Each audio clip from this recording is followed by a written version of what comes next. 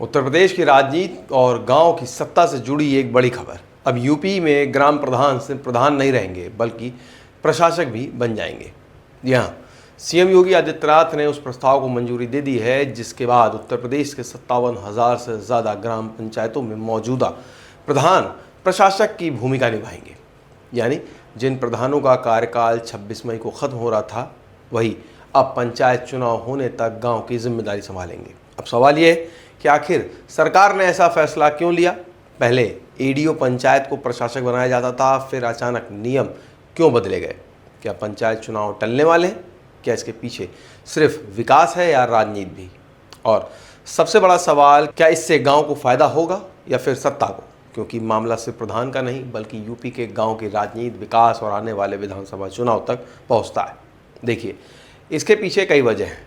पहली वजह है कि पंचायत चुनाव में देरी, सरकार समय पर पंचायत चुनाव नहीं करा पाई, और इसके पीछे सबसे बड़ी वजह बताई जा रही थी ओबीसी आरक्षण। दरअसल सरकार ने पंचायत सीटों को आरक्षण लेकर डेडिकेटेड ओबीसी कमीशन बनाया है। यह आयोग तय करेगा कि किस सीट पर कौन सा आरक्षण लागू होगा, लेकिन रिपोर्ट आने में लगभग 6 महीने का समय लग सकता है। यानी अक्टूबर या नवंबर तक ये तस्वीर साफ हो जाएगी।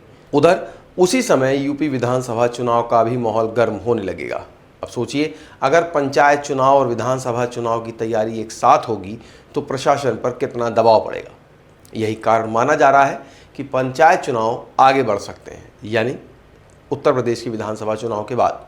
पहले सरकार एडीओ पंचायत को प्रशासक बनाती थी, लेकिन इसमें एक बड़ी समस्या सामने आती थी। एक एडीओ पंचायत के पास कई गाँव की जिम्मेदारी होती थी, तो हर गांव पर बराबर ध्यान नहीं होता था और फाइलें लटकती रहती थी, काम भी धीमे पड़ता था और गांव वालों को दिक्कत होती थी। इसी मुद्दे को लेकर राष्ट्रीय पंचायत राज्य ग्राम प्रधान संघ लगातार मांग कर रहा था कि प्रधानों को ही प्रशासक बना दिया जाए।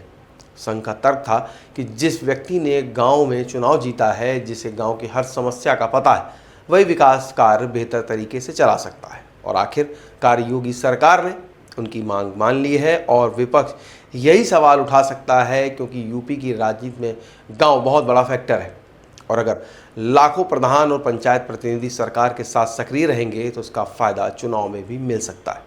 यानी ये फैसला सिर्फ प्रशासनिक नहीं, राजनीतिक रूप से भी बेहद अहम माना जा रहा है।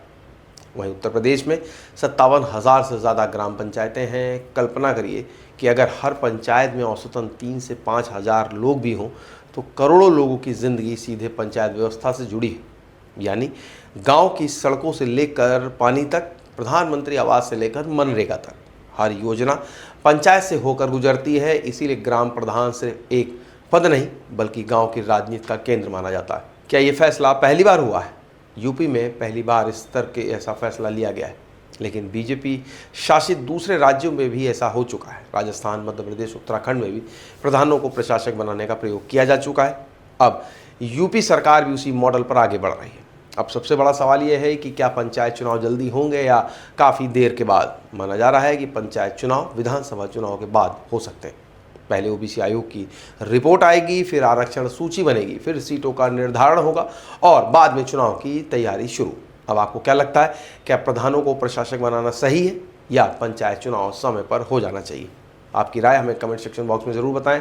वीडियो को लाइक करें, शेयर करें, चैनल को सब्सक्राइब नहीं किया हो तो आज ही करें। मिलेंगे एक नए वीडियो के साथ। नमस्कार।